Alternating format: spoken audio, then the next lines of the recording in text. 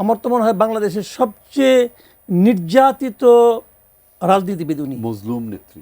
মানে ওনার মতো এত নির্যাতনের শিকার মনে হয় আর কেউ হয় না। এবং মানে মানে এটা কোনো কারণ ছাড়া নির্যাতন রে ভাই। কথাটা হলো কি যে মৃত্যুটাকে ত্বরান্বিত করা হলো কিনা, মৃত্যুর পটভূমি তৈরি করা হলো কিনা, মৃত্যুর বাস্তবতা তৈরি করা হলো কিনা, এটা কিন্তু হয়েছে। তিনি অনেক কিছুতে প্রথম। তিনি বাংলাদেশের প্রথম নারী প্রধানমন্ত্রী, মুসলিম বিশ্বের তিনি দ্বিতীয় নারী প্রধানমন্ত্রী, তিনবারের নারী প্রধানমন্ত্রী তিনি বাংলাদেশের। তিনি 23টি আসনে 23 বার নির্বাচন করেছেন এবং 23 বারই তিনি নির্বাচিত হয়েছেন। এমনকি বিএনপি যখন ক্ষমতায় আসেনি তখনও তিনি নির্বাচন করে জয়লাভ করেছেন, কখনোই তিনি হারেননি। তিনি 41 বছর ধরে, 4 দশকের বেশি সময় ধরে বিএনপিকে শক্ত হাতে তিনি ধরে রেখেছেন, নেতৃত্ব দিয়েছেন। এই মানুষটিকে বাংলাদেশের ইতিহাস কিভাবে স্মরণ করবে? দেখেন কিভাবে স্মরণ করবে তার নমুনা তো আজকে আমরা দেখতেই পেলাম। কারণ আজকে যেভাবে তাকে মানুষ তাদের ভালোবাসা জানিয়েছে, এই যে আসছে না, দেখেন জানাজা নামাজ কিন্তু মানে ফরজে আইন না, এটা হলো ফরজে কেফায়া বলে এটাকে। ফরজে কেফায়া মানে ধরেন একটা গ্রুপে আমরা 10 জন লোক আছি, আমরা জানলাম যে একজন আমাদের প্রতিবেশী মারা গেছেন, এই 10 জনে যদি একজন যায় তাহলেই সবার ফরজ আদায় হয়ে আবার না গেলে কিন্তু গুনাহগার হবে। আবার যদি কেউ না যায় তাহলে সবাই গুনাহগার হবে। অতএব এটা একেবারে মানে একজন গেলেই হয়, একজন গেলেই কিন্তু হয়। তার মানে এখানে যাওয়াটা কিন্তু ম্যান্ডেটরি ছিল না, যে না গেলে আমার গুনাহ হবে এই জন্য আমি মানে গেলাম, ব্যাপারটা কিন্তু তা না। যারা গিয়েছে তারা ভালোবাসার টানে গিয়েছে, অন্য কোনো কারণটা কিন্তু মানে গুনার হাত থেকে বাঁচার জন্য গেছে তা না, তারা ভালোবাসার টানে গিয়েছে। একদম। তো এই ভালোবাসাটা কোত্থেকে আসে ভাই? ভালোবাসাটা কোত্থেকে আসে? এখন ভালো না বাসলে কি আমার বিরাট ক্ষতি হয়ে যাবে? তা তো না। উনি নিজে ফিল করেছেন যে যেতে না পারলে আমি কষ্ট পাবো, যেতে না পারলে আমার কাছে মনে হবে আমি বোধহয় আমার কাজটা করতে পারিনি। এই যে ফিলিংসটা আমি তো অনেকগুলি পত্রপত্রিকায় রিপোর্ট পড়লাম, রিপোর্টাররা বিভিন্ন জায়গার সঙ্গে আলাপ করেছেন এবং তারা অনেক লোকের সঙ্গে কথা বলেছেন। দূর দূরান্ত থেকে 7 কিলোমিটার 8 কিলোমিটার দূর থেকে লোকজন কিন্তু হেঁটে হেঁটে এসেছে, কারণ গাড়ি নিয়ে যাওয়ার কোনো উপায় ছিল না কারোরই, হেঁটে হেঁটে এসেছে। তো এটা কেন?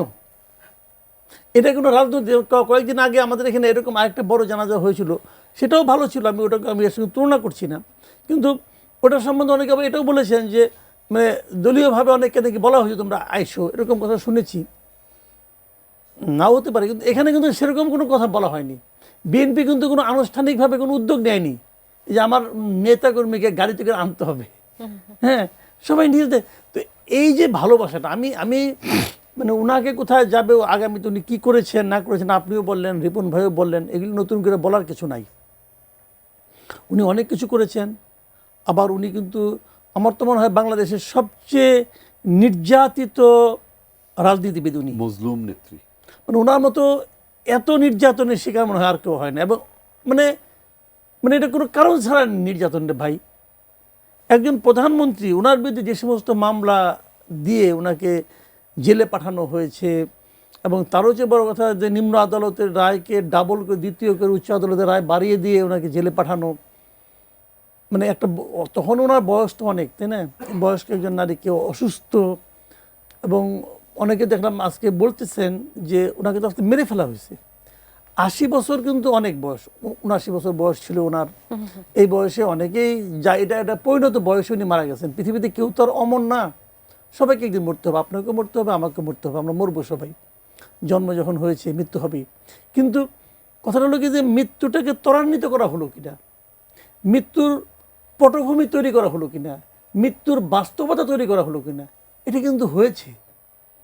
ওনাকে আমরা অনেক আগে, উনি কিন্তু শারীরিকভাবে যে খুব ফিট ছিলেন তা কিন্তু না, ওনার আগেও কিন্তু ওনার নানা রকম শারীরিক মানে অস্বস্তি ছিল।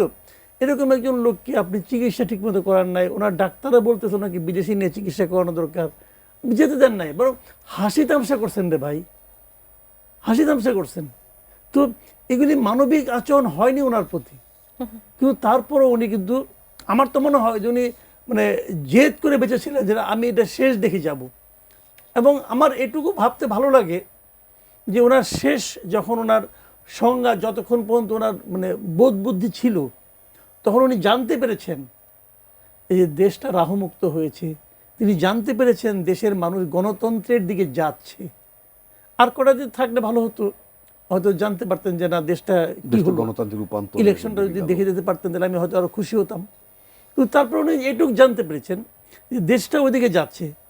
আমি খালি আমার পলিটিশিয়ানদেরকে বলবো একটা কথা, বুঝছেন, আমাদের সাথে অনেক পলিটিশিয়ান আছেন, রিপন ভাইও তো পলিটিশিয়ান, অনেক দল আছে, এই দল সেই দল আছে, তাদের সবাইকে বলবো ভাই, রাজনীতি করতে আসছেন, একদিন ক্ষমতায় যাবেন, মন্ত্রী হবেন, এমপি হবেন, কিন্তু মানুষের ভালোবাসা কুড়ান, মানুষের ভালোবাসা কীভাবে সংগ্রহ করা যায় এই চেষ্টা করেন, এবং ভালোবাসা সংগ্রহ করলে বিনিময়ে কি পাওয়া যায় এটা দেখেন, তার জীবন্ত উদাহরণ আমরা দেখতে এটা দেখেন আপনারা। কোথায় আমাদের সেই মানে আপনার মহিরুহ পলিটিশিয়ানরা কোথায়? হাইপোথেটিক্যাল ভাবেন তো একটা কথা আপনি, যে ধরা যাক কথার কথা, আল্লাহ যেন না করে, ধরা যাক এখন যদি শেখ হাসিনা থাকতেন, শেখ হাসিনার শাসন থাকতো, এখন যদি উনি মারা যেতেন, আমি নিশ্চিত তখনও এরকম একটা লোক হইতো, আপনি থামাইতে পারতেন না।